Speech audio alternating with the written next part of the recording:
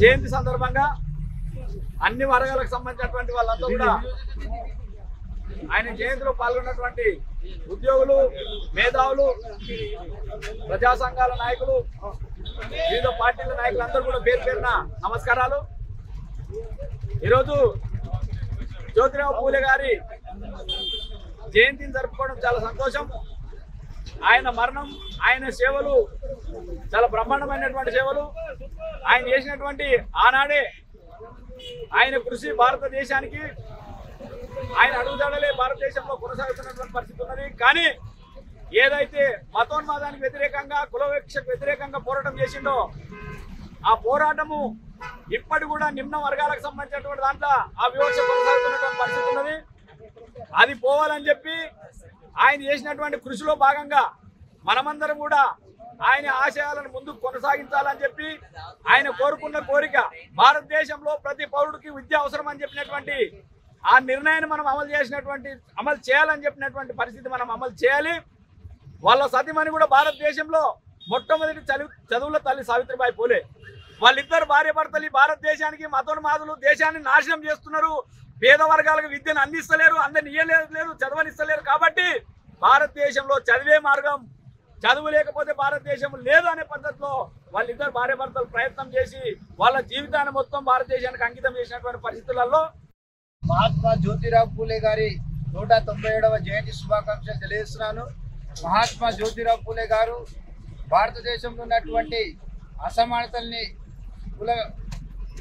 కులవర్గ సమాజాన్ని నిర్మూలన కోసం భారతదేశంలో ఉన్నటువంటి ప్రజలు చైతన్యం కావాలంటే విద్యనే వీళ్ళకు మార్గం అని ఆయన గుర్తించి ఆనాడు ఆయన అందరూ భారతదేశం లోపల మొదటి స్వతంత్ర పోరాటం కోసం పోరాడుతున్న సమయం లోపల స్వాతంత్రం వచ్చినా కూడా నా దేశ ప్రజలకి సమానత్వం రాదు కాబట్టి అందరికీ విద్య అనేది అవసరం కాబట్టి ఏదైతే ఈ హిందూ సమాజం లోపల కుల నిర్మాణం ఏదైతే ఉందో ఆ కుల నిర్మాణం పోవాలంటే విద్యావంతులు కావాల్సిన అవసరం ఉన్నదని ఆ రోజు ఆయన విద్య ప్రాధాన్యత గుర్తించి ఆయన బ్రిటిష్ ప్రభుత్వంతో పాఠశాలను ఏర్పాటు చేయాలని ఆయన బ్రిటిష్ ప్రభుత్వాన్ని కోరడం జరిగింది. అదేవిధంగా ఆయన స్వంత డబ్బులతోని ఆయన పాఠశాలను ఏర్పాటు చేయడం జరిగింది.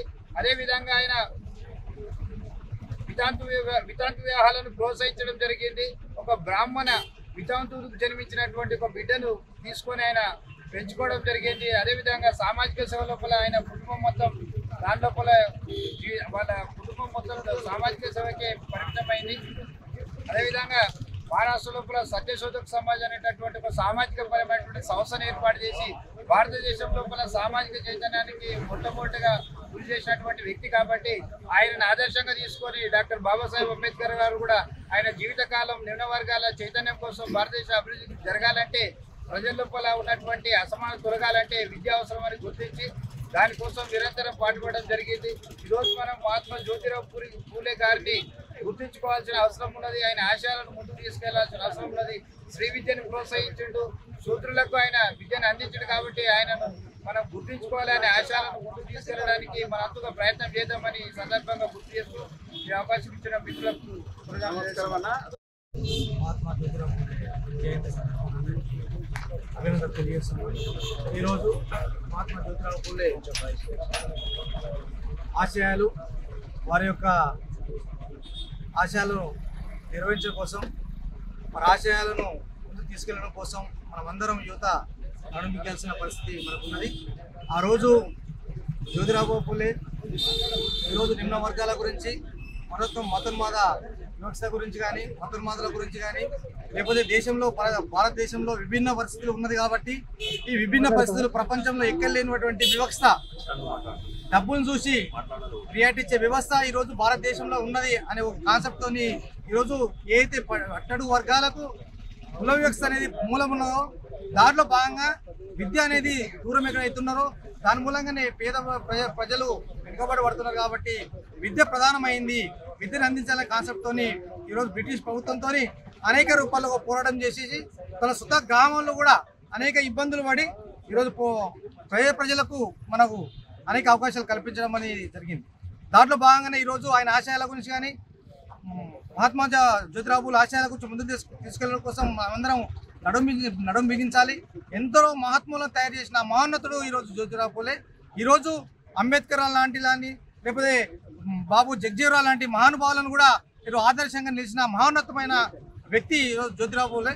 వారిని ముందుకు తీసుకెళ్తున్న వారి ఆశయాలను ముందుకు తీసుకెళ్ళాలని చెప్పి మరోసారి నేను విజ్ఞప్తి చేస్తున్నాను. మనము మన సామాజిక ఆశయాలు అవసరము ప్రతి ఒక్క మరి వాళ్ళ ఆశయాల కోసం మనందరం కృషి చేయాలని చెప్పి కోరుకుంటూ ఈ అవకాశం కల్పించారు. పవిత్ర దినం. ఒకవైపు జ్యోతిరావు పూలే గారి జయంతి, అదేవిధంగా శుభాకాంక్షలు. దేశంలో వాళ్ళు మనం రావాలంటే దేశంలో సమానత్వం వస్తుందని నిరుపేదకు విధంగా మహిళలకు ఆయన నాశంగా తీసుకుని అంబేద్కర్ సమానత్వం అట్టడుగు వర్గాలంతా ఈ స్థాయిలో ఉన్నారంటే జ్యోతిరావు పూలే గారి దానికి ఆదర్శం అని పూలే గారి జయంతి సందర్భంగా వికారాబాద్ జిల్లా ప్రజలకు శుభాకాంక్షలు.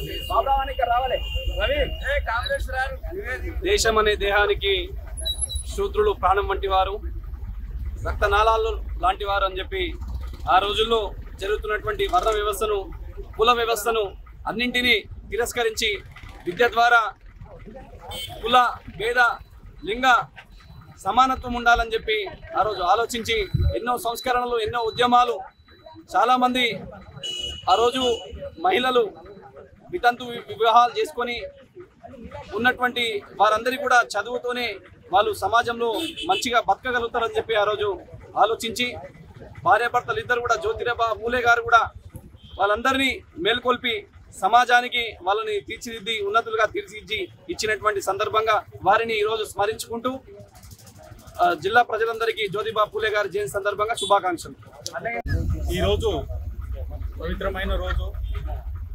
ఎందుకంటే మన జ్యోతిరావు పూలే గారు పుట్టినరోజు కాబట్టి, అదేవిధంగా మన ముస్లిం సోదరులకు రంజాన్ మరియు ఈరోజే కాబట్టి రంజాన్ సోదరులకు, వికారాబాద్ పట్టణ వాసులకు, అన్ని కులాల నాయకులకు అందరికీ జ్యోతిరావు పూలే 197వ జయంతి శుభాకాంక్షలు తెలియజేస్తున్నాను.